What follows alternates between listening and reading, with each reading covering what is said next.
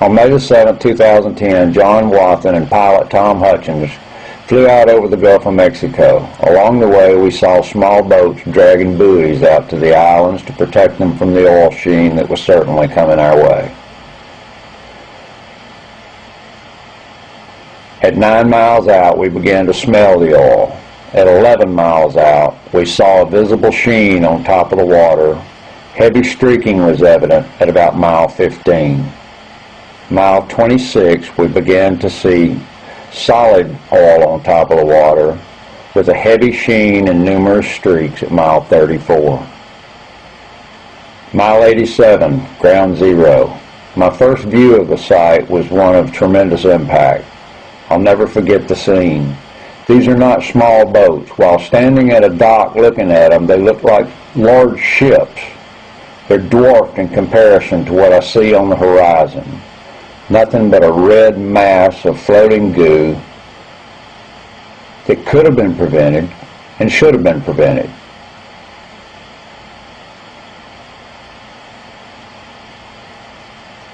I was horrified when I looked and saw how many boats there were on the horizon that didn't seem to be doing anything at all that was effective.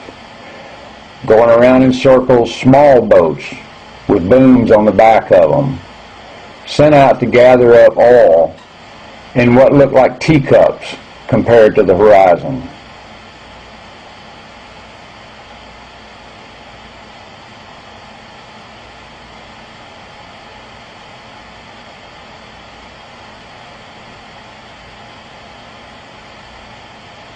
We counted 30 boats in the pictures, all floating around while this stuff was headed for shore. Nobody seemed to be able to do anything about it. For the first time in my environmental career, I find myself using the words hopeless.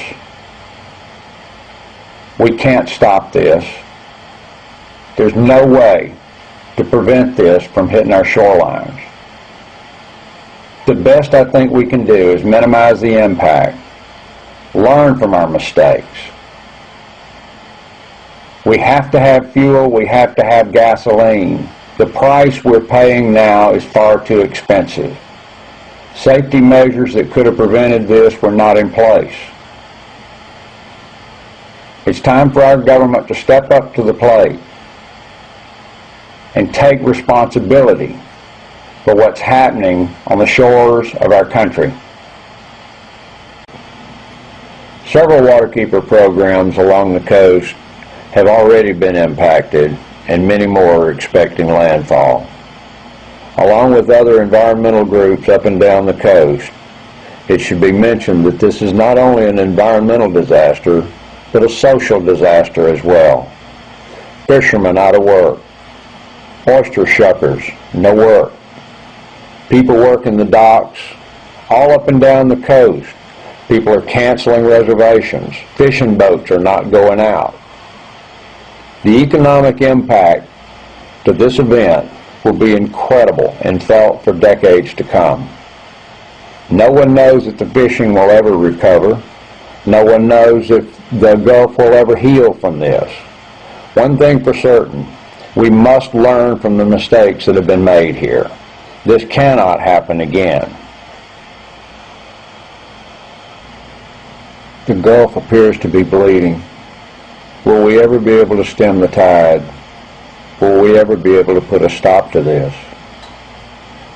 Will the Gulf ever heal?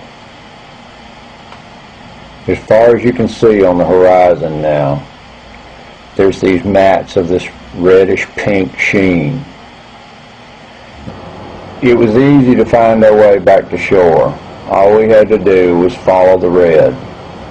There was a perfect line of it leading from the rig toward the shoreline. Here, right off Ship Island and Horn Island, we found sheen behind the islands and in the Sound.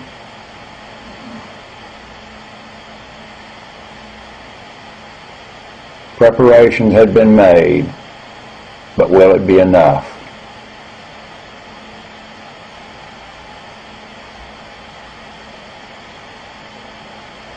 Dolphin Island in Alabama, we saw sheen coming ashore at the far end of the island. That was on May the 7th. On May the 8th, they found tar balls.